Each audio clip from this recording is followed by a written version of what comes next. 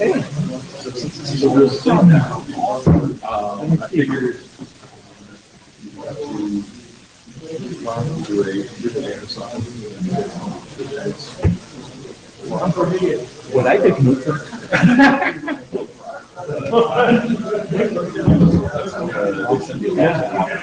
Awesome. It's live. Yeah, congratulations that you managed to subtract this. Yeah. Yeah, I think the meeting minutes taken. That sounds like an awesome movie.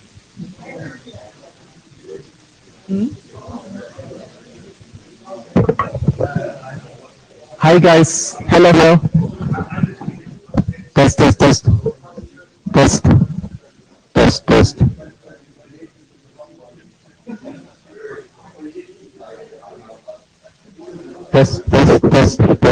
Shh. Test. Test.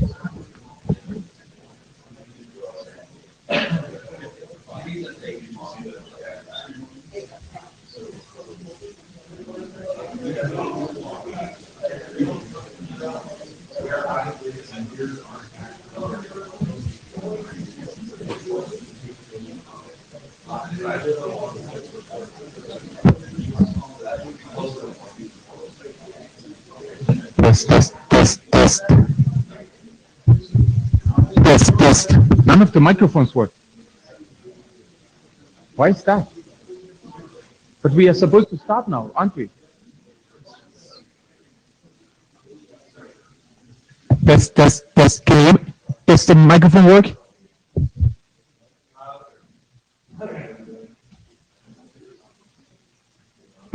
Test. The microphones don't seem to work. None of them. Justin, could you check whether the microphone on the middle works? Hello, is that on? Okay. Could someone run over to the registration desk to ask why none of the microphones work? Yeah.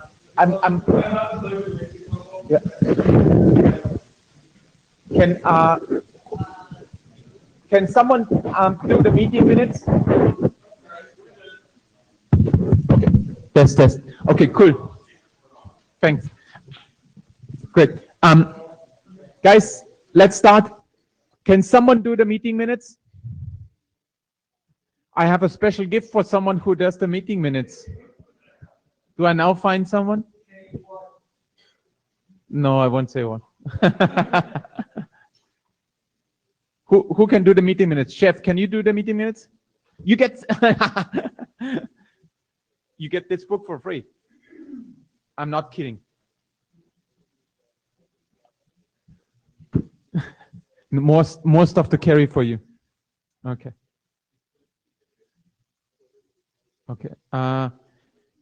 Who's in a Java? I see Eric. Could you check the Java in case Eric has a question? Okay. Thank you all for coming. You know the note well. First, I would like to thank Derek for all his work over the couple of years. And you've seen he has been involved in other activities now and unfortunately had to leave or stop co-chairing the working group. So Kathleen put out the message asking for volunteers to take a seat next to me in the upcoming meetings. So think about that. For some reason, the blue sheets are not here either.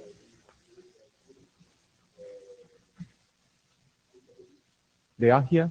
We'll hand around.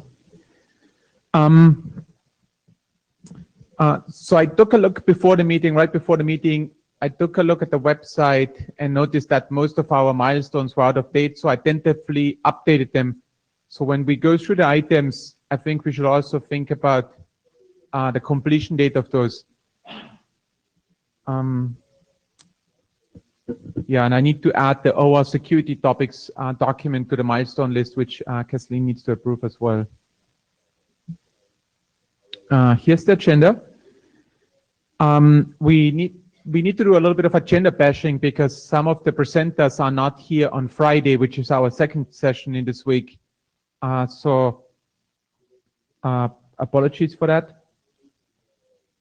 Mike, or how should we reshuffle it? Tell me quickly on. So we do the presentation.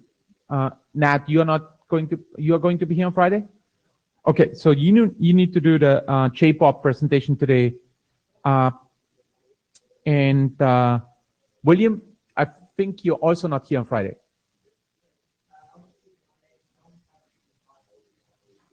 Okay. So we only need to move the JPOP up there and maybe do the token exchange on Friday instead. Is that okay? Good. Make a slide change here.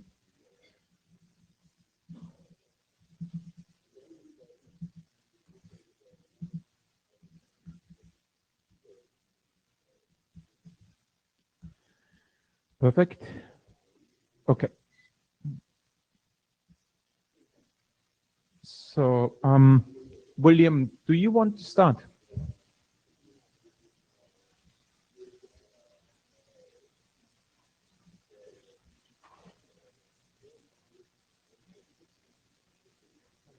Sure.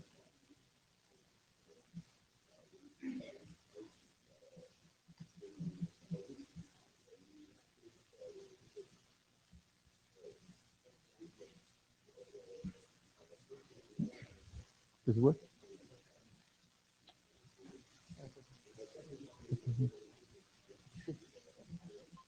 Oh. Sorry.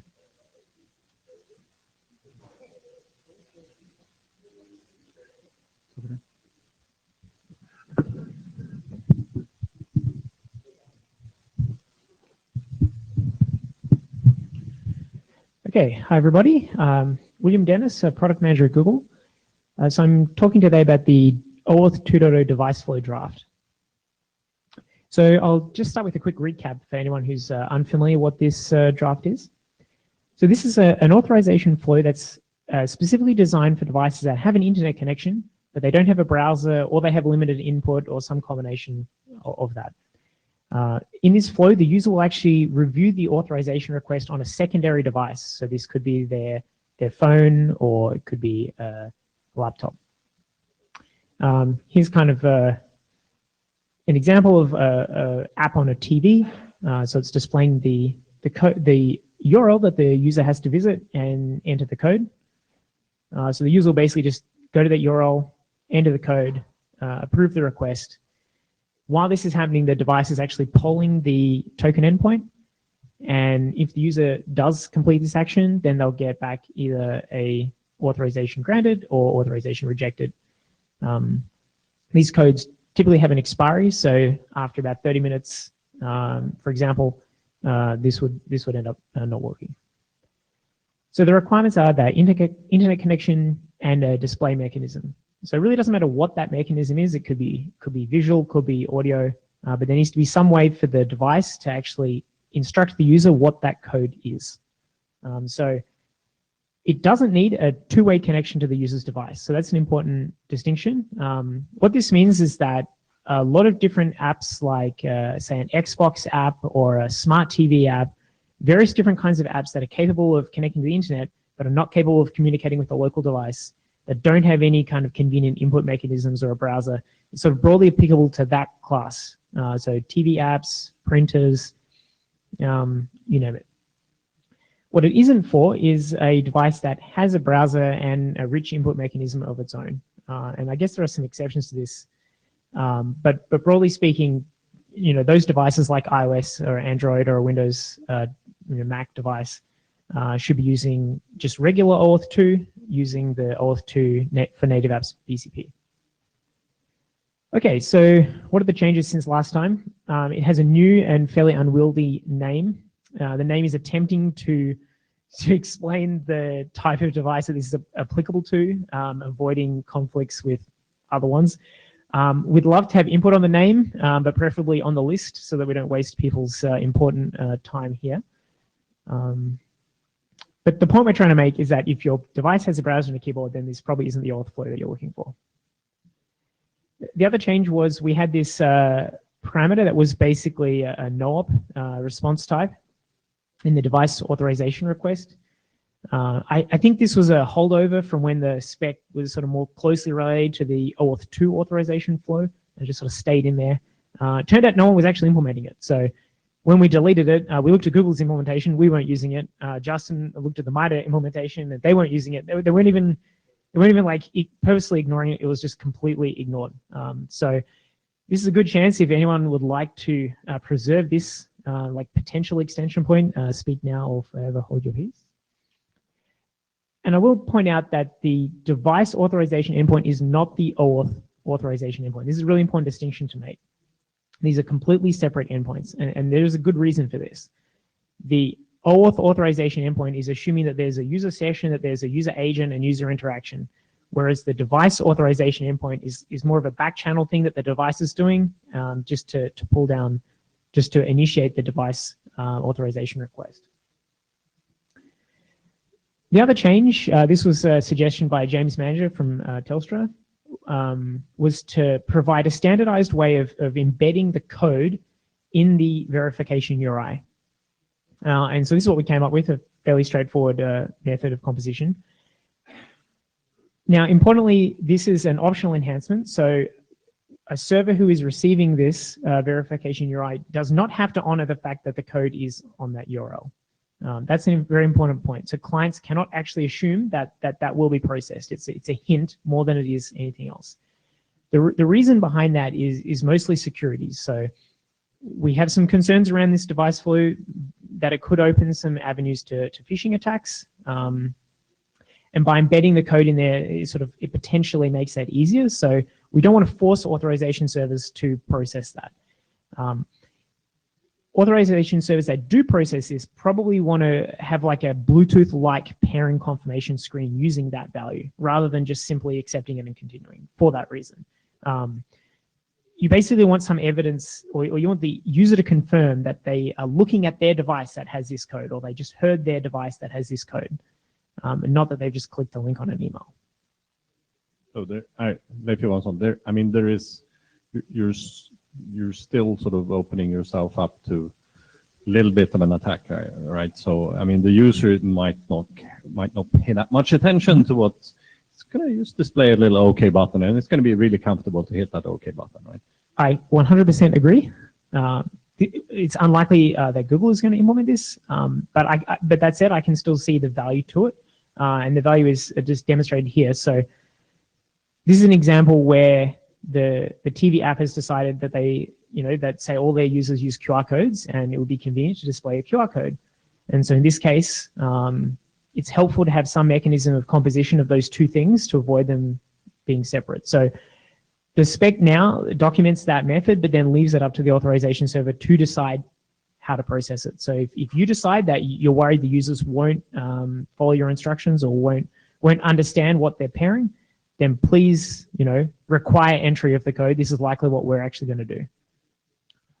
Justin, Richard, yeah, I was just going to point out that one thing that's nice about this is that it does degrade nicely. It's that if you don't support extra parameters or composing URLs or whatever on your server, you're just going to prompt the user, which is what you would do had that not been passed in anyway. Right. Thorsten, yes. And I'm not saying yes to this proposal. I'm really concerned because this is the kind of vague text that we have in the core spec that leads people into the kind of what text? Sorry. This kind of text. I mean, you're proposing a feature and saying, oh, you don't have to implement that, and we most likely will not implement that. That's basically what you said. For security reasons, I assume. So why is this feature in the spec?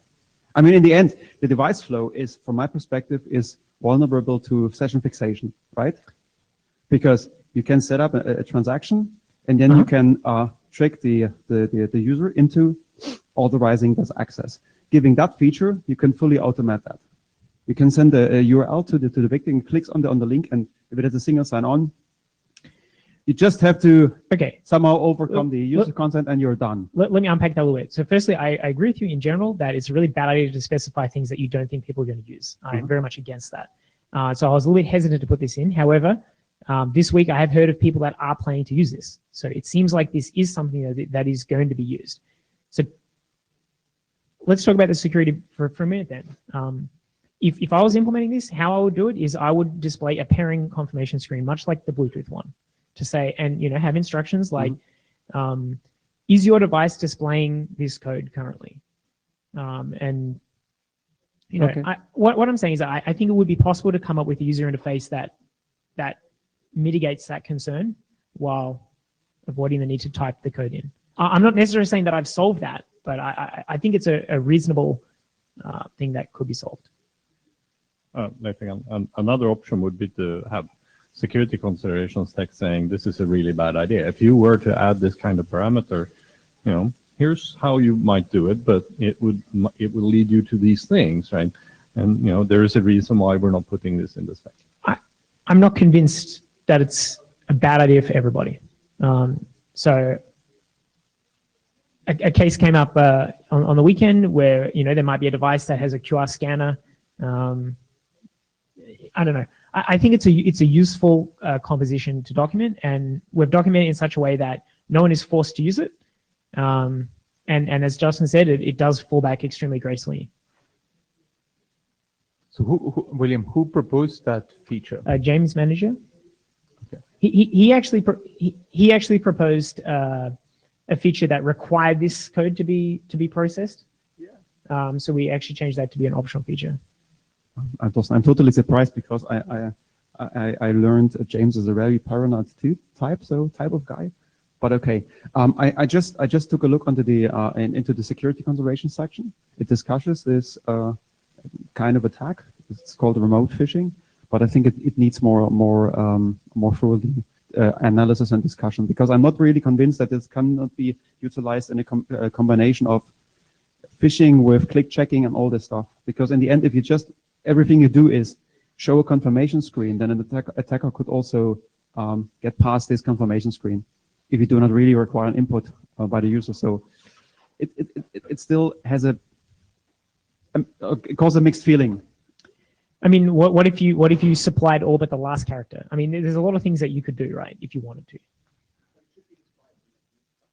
Okay. What Torsten said off That's mic good is that it feedback. should be described. And Justin Richer again. And yeah, I think that if we're going to include this, we definitely should have some security and privacy considerations about what this could leak if things go wrong and whatnot. The other consideration is that it is really, really hard to spell out UX in a spec like this for things as diverse as OAuth authorization servers. So the best we could do, if we're to include this as a feature, is to give an example of one way that might not be horrible, but requirements beyond that I think might be lost. Yeah. Well, we're not going to solve users randomly clicking on things clicking through too quickly and not reading instructions. We're not going to solve that in this spec. Right. We're not going to solve phishing in this spec. William, would it be fair to ask the group whether they actually want to include that feature in an upcoming version of the spec? I think that's fair. I mean, I'm certainly interested to hear of anyone that wants to use this as since there is additional risk that one way is just document the risk, right? I think everyone agrees that this is taking on slightly more risk. So I think what we want to do is, if anyone who actually needs this, they should get that on the record, I guess, as a reason for introducing that risk. I think I would be happy to put James Manager on his behalf on there because he proposed it. I will say that there are other use cases, like one that I'm deploying right now, where the verification step is not happening in a traditional, plucky end user with their smartphone typing in or clicking on a URL or something like that. Our use case is, not to get into too many details, but it is a 2-device use case, but the secondary device requires an authorized login from a trusted system and a trusted third party, not the end user themselves. So it's a device verification kind of flow. It technologically fits perfectly with the device flow. Hence why I agree that the title is terrible. But again, not here. Suggestions welcome on the list. Absolutely. But that so far would have just worked fine with the current document, doesn't require that extension. It doesn't require the extension, but the way that we're doing device presentation at the Trusted Thing, this would make it a lot easier for us. Right. But we could also get around without having this just as easily. And So in your case, correct me if I'm wrong, but you have educated and trained users, right? we don't have educated trained users. We have educated trained third parties to make sure that our educated third parties are the ones that are in charge of example.com/device. End users aren't going there on their own browsers. So you can, yeah. So I think the concerns of blindly clicking through is less of a concern in your deployment. And in a way, I think that's actually why it's worth having this document. It's worth having a discussion of whether or not it should be included, because honestly, in our case, that's so far outside of the process because it's a third party and a trusted kiosk and stuff. We don't actually need it to be the device URL that has that parameter in the code and everything. Okay. So, yeah. Lucy Lynch, NSRC. So Hannes asked if we should poll the room. I actually call sparkly unicorns here. I don't think you have enough data. Referring to several people that you've heard from who might have a use case without any background on the specifics of why they have a use case, and Justin just said he can get by without it. I would really like to see an example of something that's a requirement that would need this feature before you add it to the list.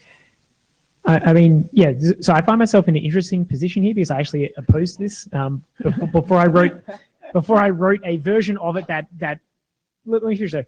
I opposed it until I sort of understood a little bit more, and then I attempted to write a version that I would be comfortable with, even from that position of being skeptical. I think that's a very good point. I think that anyone who wants this, probably we want to have them speak up and make sure that there is a validated use case. I completely agree. So is that working? John Bradley Ping. So I have talked to people doing more industrial IoT as opposed to consumer IoT, where they have a trusted portal that they're trying to register devices in. And one of the requirements is to have more entropy in the code, primarily because they have no UI on the actual device itself. They're pre-printing this on a sticker, pre-registering it. So what they want, I have had people say, yes, what we want to do is to be able to scan the QR code as part of the registration process without having to have the person actually type in the extra piece of information. So that gets into extremely scoped cases, which requires extremely scoped documentation or security considerations. Okay. So I'm Tony Madlin. We also have the same case that John describes as far as locks are concerned, and manufacturers of locks that we've talked to have this actually etched in the lock, where you wind up just taking you just wind up taking a picture of it and going that way. So I don't think it is a scoped at all. I mean, this is manufacturers are doing this today. All right. So we all know that there are multiple classes of IoT, things that are IoT devices. Well, constrained devices of some sort. So I think this fits some classes of those devices, which isn't necessarily where we started with TVs. Sure. So I think that as long as we describe, the sorts of devices that this has a benefit to and what the risks of using it for the wrong kind of device, I would prefer to leave it in the spec. Otherwise, we're going to have to do a different spec and re-add it as a profile. Okay, so I definitely have the feedback to document the security considerations of this. I guess that's probably the action item that I'm going to take. If anyone is like really, really against it, Thorsten, just a question to John's use case. In the use case you described, all those codes, do these codes expire once they are used the first time?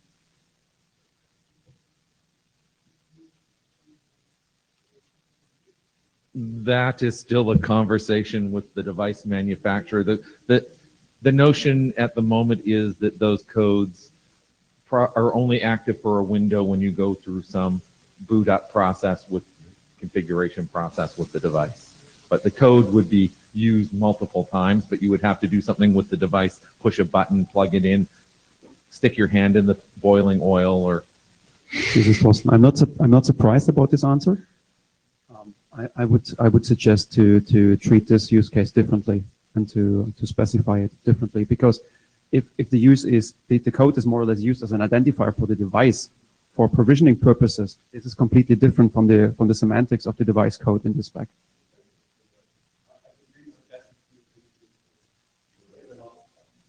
So maybe what we should do, because we also need to pay attention to the time, is we maybe should move that to an email, to the email list, and discuss the requirements a little bit more. And then, as Thorsten said, like trying to figure out, like, are we maybe?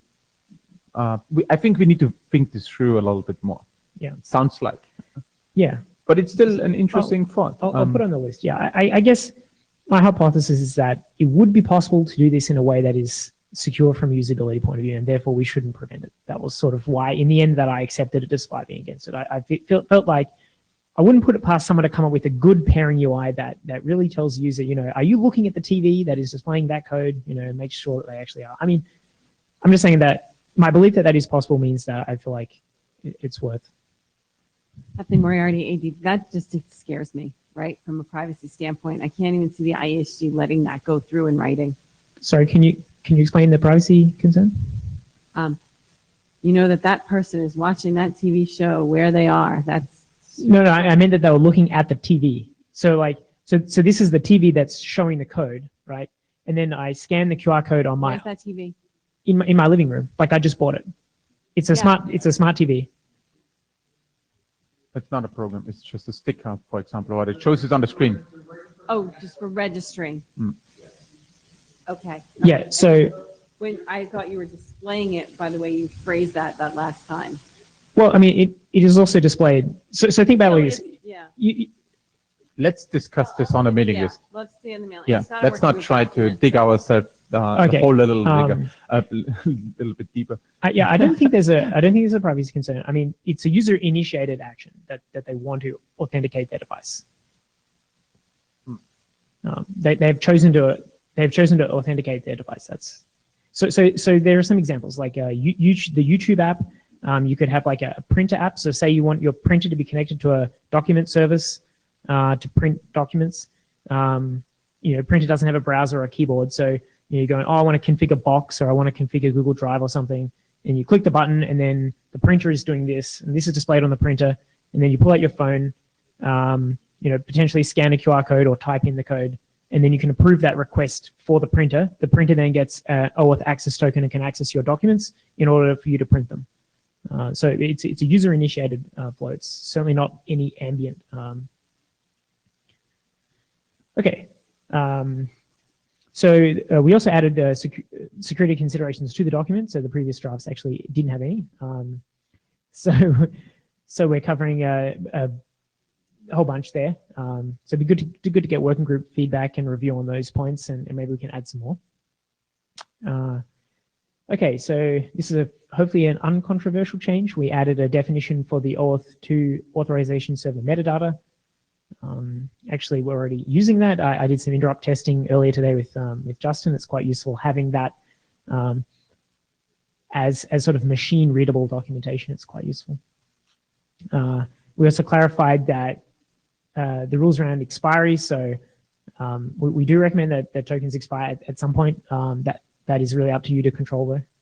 And there's no requirement that they expire, but typically they will. In terms of running code, so the Google AS was non-compliant in two ways. One was that we used a grant type that was not the one in the spec, so we've actually already fixed that. And the second is the code parameter, we're still actually using code, much like Oauth, as opposed to device code from the spec. So it seems like most of the people I spoke to this week do like the device code option. So we'll probably just be updating that. You can view an example at youtube.com/TV to avoid buying a smart TV. To try this. So MITRE ID 1.3 will have this feature reportedly. Justin and I ran interrupt testing today in the terminal room, and we actually got it to work with a few bugs and a few DOSes and a few databases that got corrupted, but it was all good. So that's open source. You should be able to try that out. From a client perspective, this is a Google-specific client, so there's a little bit non-compliant, but once the spec is suitably stable, we plan to move that into Oauth and make sure it's a stable version. I did upload the code that I used with Justin, so you can play around with that if you like to. And There are a couple of other implementations as well. Yeah. Right. Open source implementations. Right. ForgeRock and the European Broadcasting Association, they also have produced code that they posted on a mailing list. Okay. These are the ones that I've actually tried myself, that's all. Yeah. Cool. Perhaps we should get them to post their code. Or Yeah. Yeah. Specifically for the write-up. So Yeah. Okay. Hi, Jim Fenton. Is there anything in the spec or any notion of how to revoke a device authorization? I mean, what happens when you sell that TV or that printer? Okay, so that one. would never happen. Or maybe we should just crush them when we're done. Just kidding. So once the refresh token and access token are granted, then it's much like any other OAuth authorization. So I would say nothing special to the method of authorizing. It's the same problem as if you had a browser and a keyboard. But Right, but you don't have an interface on the device in order to initiate a revocation from the device when you're about to sell it. So I guess most devices that I've used have at least like a reset button that will at least drop all the tokens by erasing the memory. Right. You could also revoke it server side in most implementations. Yes. So yeah, absolutely. Yes, absolutely. That's a very true IoT problem. What I got up to point out though was that it's important to not confuse the device authorization code with the access token that is granted as a result of properly applying that. So there was also a question when the token revocation specification went through of whether or not we should allow revocation of other things like authorization codes and all of these other temporary credentials and things like that. We as a working group decided that the complexity of supporting revoking these credentials, which are partial and intended to be temporary, was not worth sort of the extra over engineering that would be required. So currently there is nothing in the spec about revocation. Also, some devices do have enough of a UI that you could just say, throw away my access tokens or log out. I know I can on my Roku with YouTube today. I can log out today. People are already doing this. And that's separate from how it got the tokens. That's a really good point. So this flow uses a device authorization endpoint, but then just the regular token endpoint. The refresh token, access token that are issued on that token endpoint, at least in our implementation, are exactly the same as any other token that's issued, just with a little bit of different metadata attached. So yes, you can use OAuth token revocation. You can drop them on the floor. You can, however you are normally revoking tokens is applicable. That is certainly a good point for manufacturers of those devices. They absolutely need a reset button. All right, any further questions? Okay, thank you. Okay.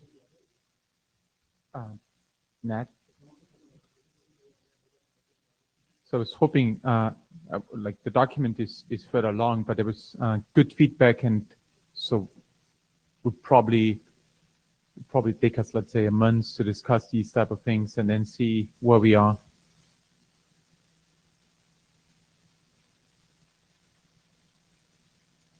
That's the old version. Old version. Oh my God. Okay.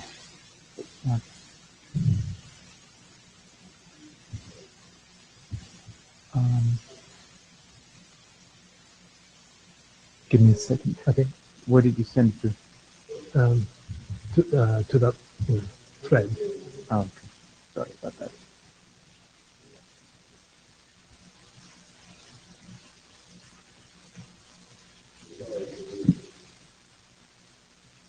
Is this the new version? Yes.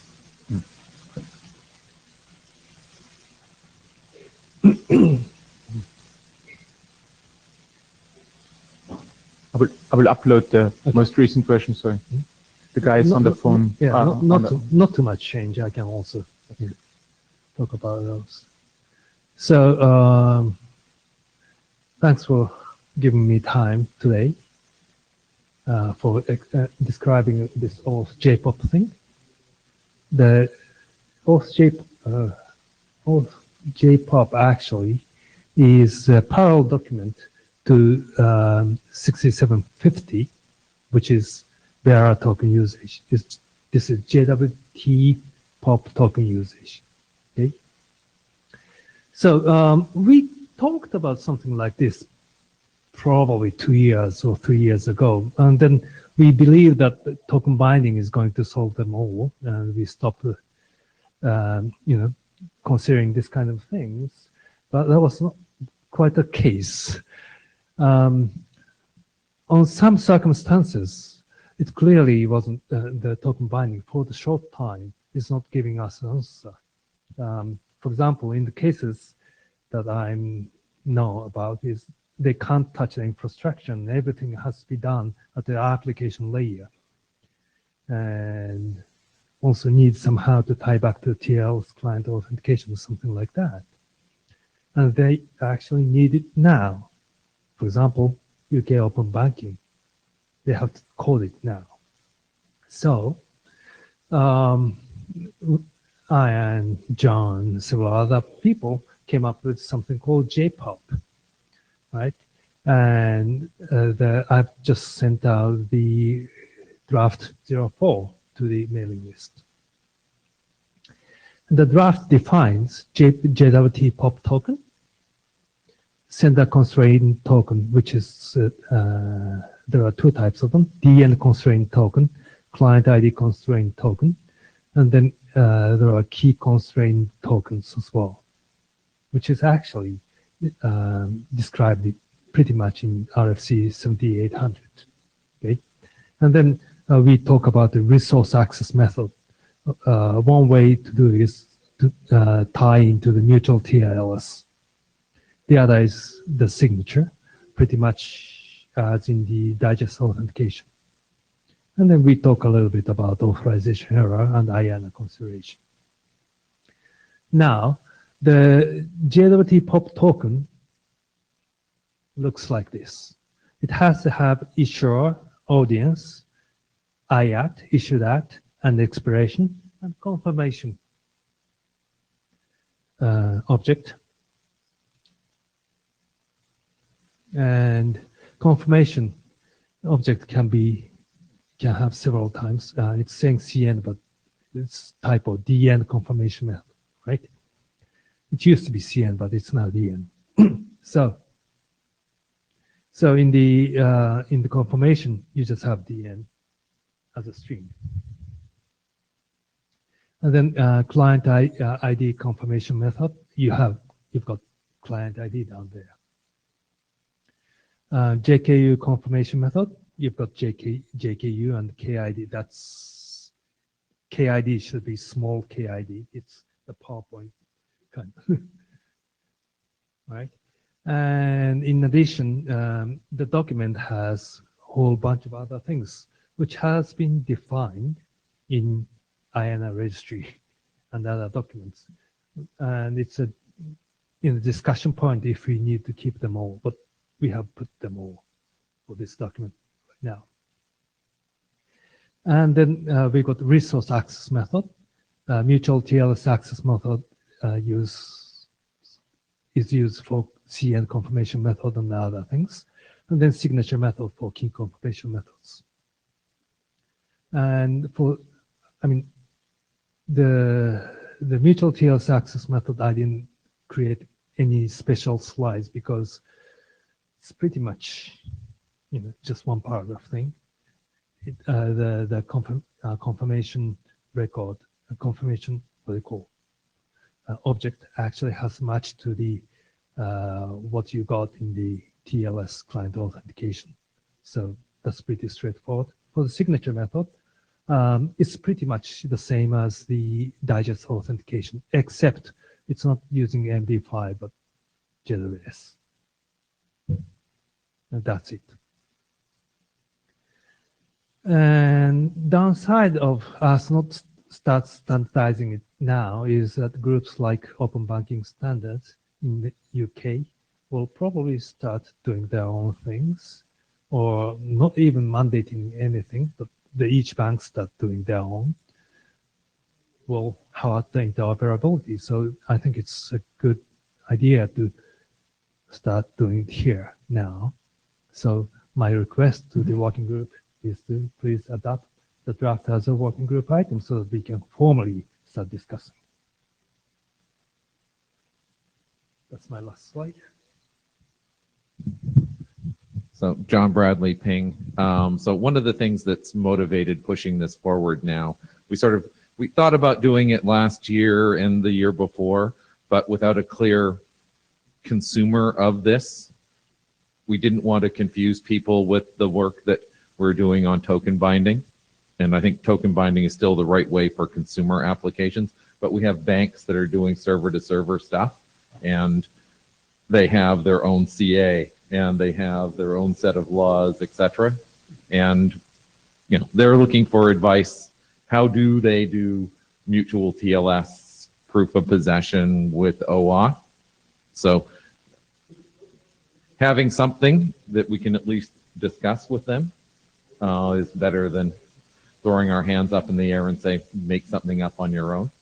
So that's why we're at least trying to get this written down and get some feedback from the working group so that we have stuff to discuss with the various banks and other folks that are wanting to move forward with mutual TLS before token binding, or they're not interested in token binding at all because they're really just interested in server-to-server interactions.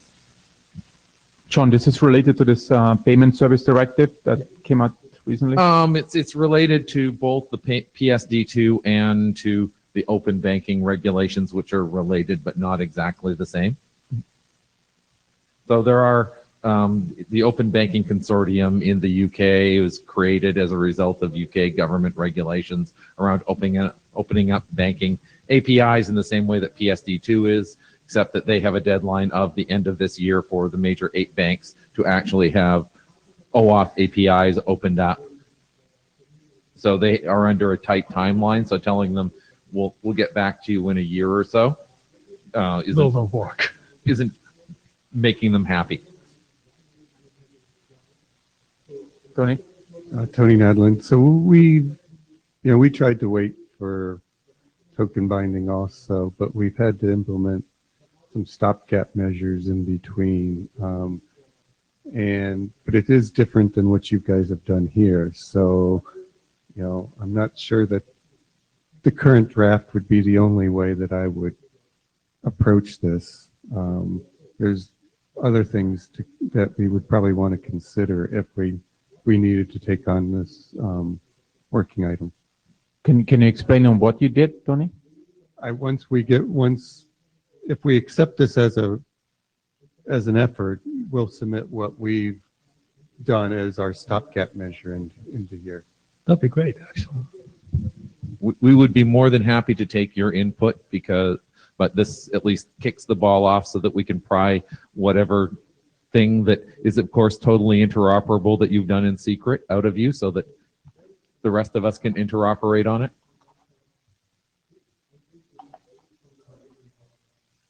I don't know, Tony. Brian Campbell Ping. I did read, I think, 01 of this morning before you pushed 3 more revisions, so I'm not sure how up to date it is. But in my opinion, there's way too many options in this. And hearing the use cases that it's driven at, which is mutual TLS for these banks so they don't go off and do something else.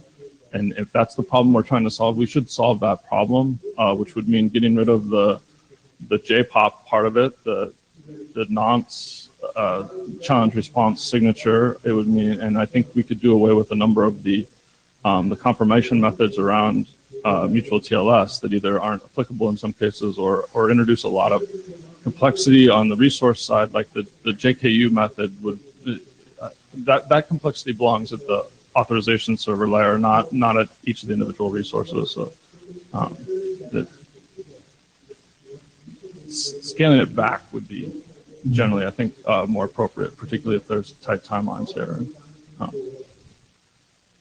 Whatever it's worth. That's a fair request. So like, Yeah. why did you put so many different options in there?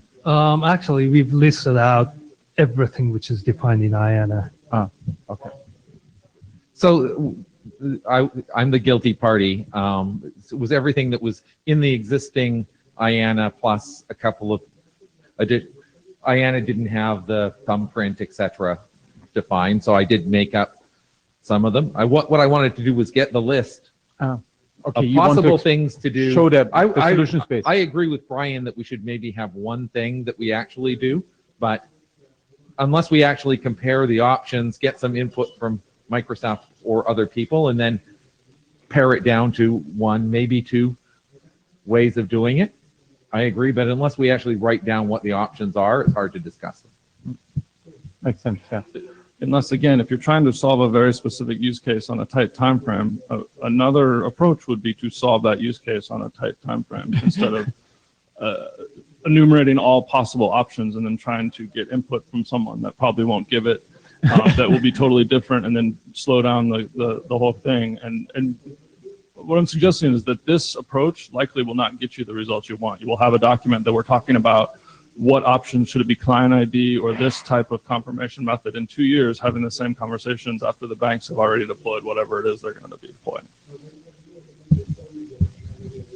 I'm okay with stripping it down or doing it as multiple documents, but we of course always get the criticism of having too many documents.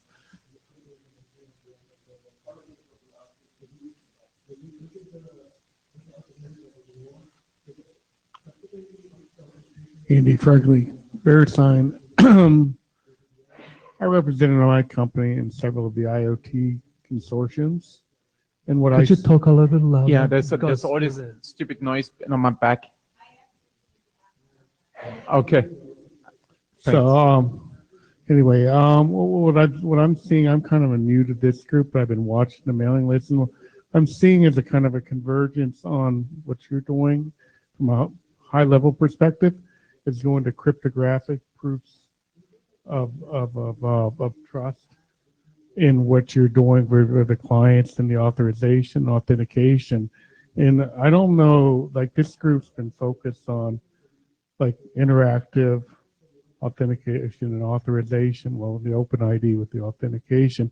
And I think you really need to look, from my perspective, at what's happening out there with other groups as far as how they're doing cryptographic proofs of identity for devices. And if anybody wants to talk to me about that later, I'm seeing a convergence. And you guys, I think, need to decide if you really want to go into that world, because there are other approaches being considered. Which other groups do you have in mind in particular?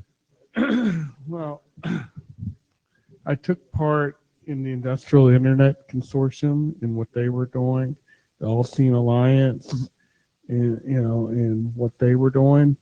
And plus our company investigated this for about a year with an initiative that we had internally.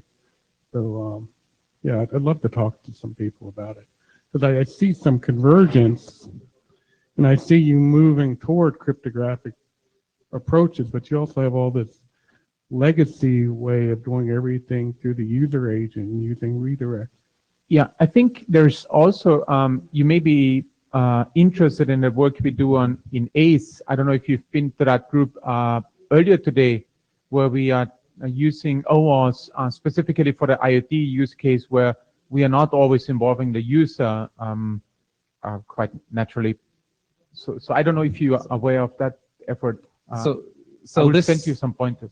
this doesn't have any impact or relationship with the user authentication. This is about device authentication, where Goldman Sachs is using a certificate to authenticate itself to Barclays, and they want to make sure that the tokens that are issued are actually presented by Goldman Sachs, etc. Yeah, and that's why I mentioned it. That's why you need to consider whether you really want to do that, because that's the use case that a lot of the IoT guys are pursuing. That exact no user interaction, pure cryptographic proof, and versus interactive, verification, which is where it's come from in the past. There's interactive user consent and verification of the user in issuing the token. The question is wielding the token, and it's not really a matter of what I want to do. It's, as you know, that the large financial institutions seem to have their own opinions. The question is, how do we keep them from shooting themselves in the foot by some rather creative things I've seen them propose? Yeah, I worked on Wall Street for quite a while, so let's talk offline about it. Thorsten? And you will come back, I bet. This is Thorsten. A lot of questions popped up in my mind when I was standing in the line. First of all, can you really nail down the use case you want to address? Can you really give us a statement, nail down the use case you want to address? Can you do that, please? What, John? Whoever. You start speaking, John is coming from me. So you want me to state it? Yeah. What's the use case? The use case we have at hand is most urgent one is that the banks wants to set up their own CAs, and they want to issue the certificates to the fintech companies, and they want the fintech companies to use that certificate to authenticate their client to the authorization server, and tie which is not the use case you draft, and tie that client authentication to the token. Okay, so which first of all means that there is a relationship between Brian's draft on TLS authentication towards the authorization server, potentially. Right. Yeah. So Brian's draft, as I understand, is the client authentication to the token endpoint, right? So okay. We depend on that, kind of. To embed the information about certificate in this case DN, we need the information from that. Okay, so that sounds reasonable to me. I would suggest to either put both in the same draft, or to really explicitly state this relationship. So if this is the use case, why do we need 4 confirmation methods? I don't get it.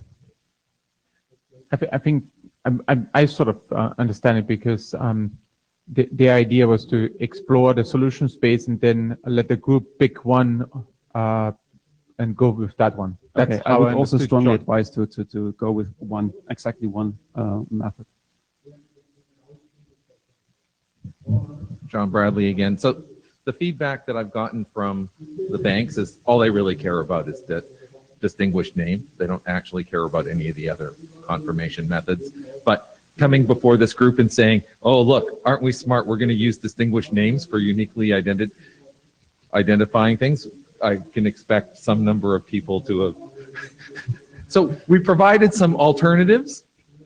I feel so dirty recommending using distinguished names in this way, and there are certainly flaws that in this process and scalability issues that will need to be documented.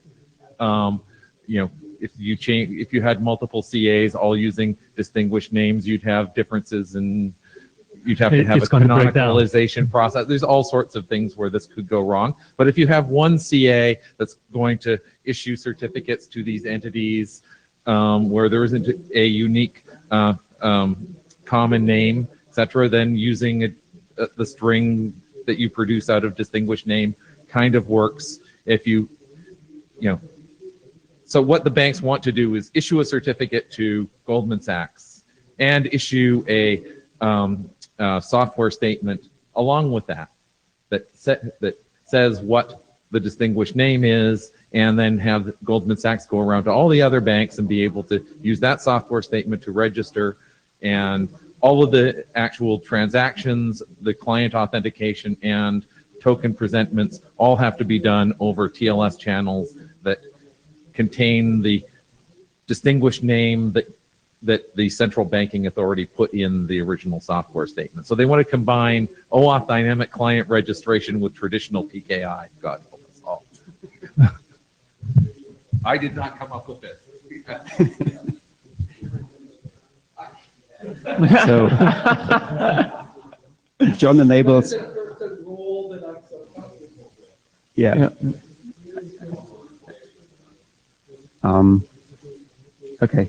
So the last question is more about the role of this group in this whole activity. I mean, having tried to chair a working group at another standardization body, which tried to provide another industrial initiative with the protocol and API underpinning. My question is, are we supposed to provide this banking initiative on time with all the ideas and protocols and APIs that they can accomplish their goal? I think we will fail. Because if they want to deploy something this year, they have to build the software within the next month. And we won't be able to provide them with a specification and in this time frame. So what's our role in this game? Well, at least we should be able to give some kind of guidance, in general guidance as a group. It won't be a finished thing, but instead of letting them do some random things, I think it would be really. Sorry, I think some of the working group members can consult them, and can help them and give them advice. But we as a working group do not run on a timeline or on a project plan, right? I think that's a real problem. Mm-hmm. It's a real issue. I'm really concerned. So I'm not so crazy as to suggest that we can have an RFC by the end of the year, or even maybe by the end of the following year, knowing our track record.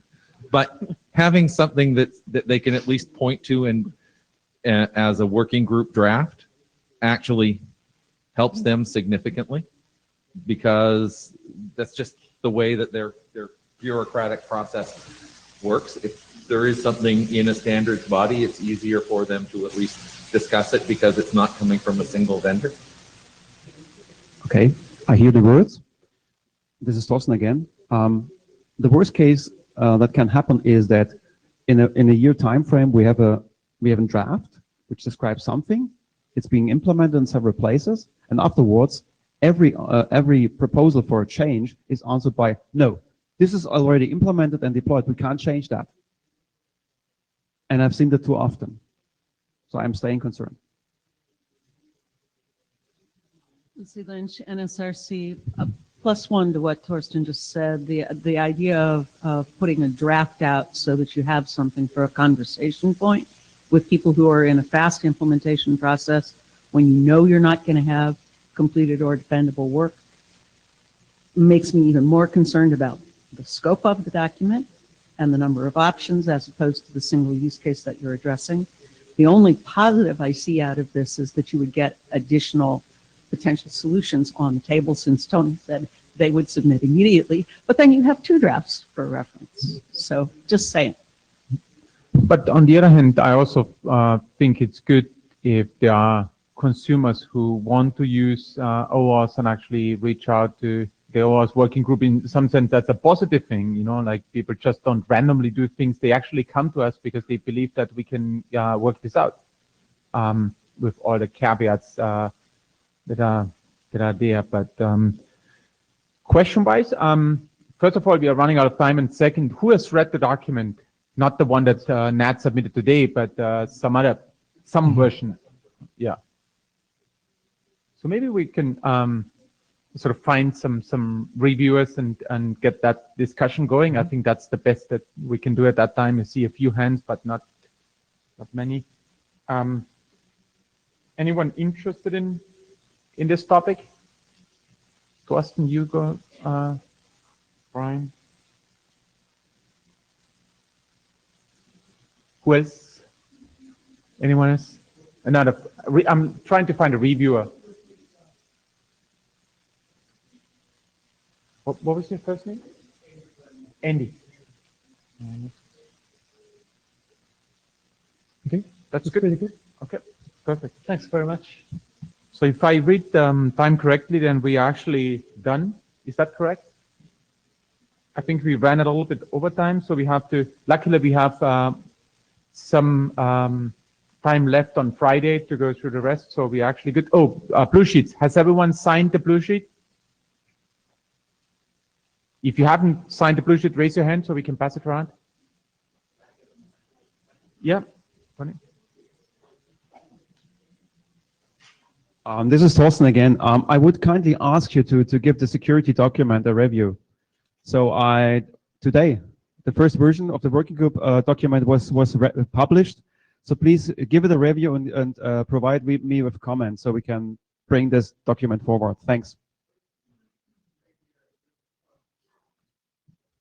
Yeah. Guys, and pay attention to this lovely book that Justin and Antonio worked on, fresh from the press.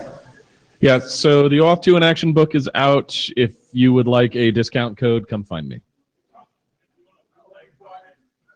And I appreciate that.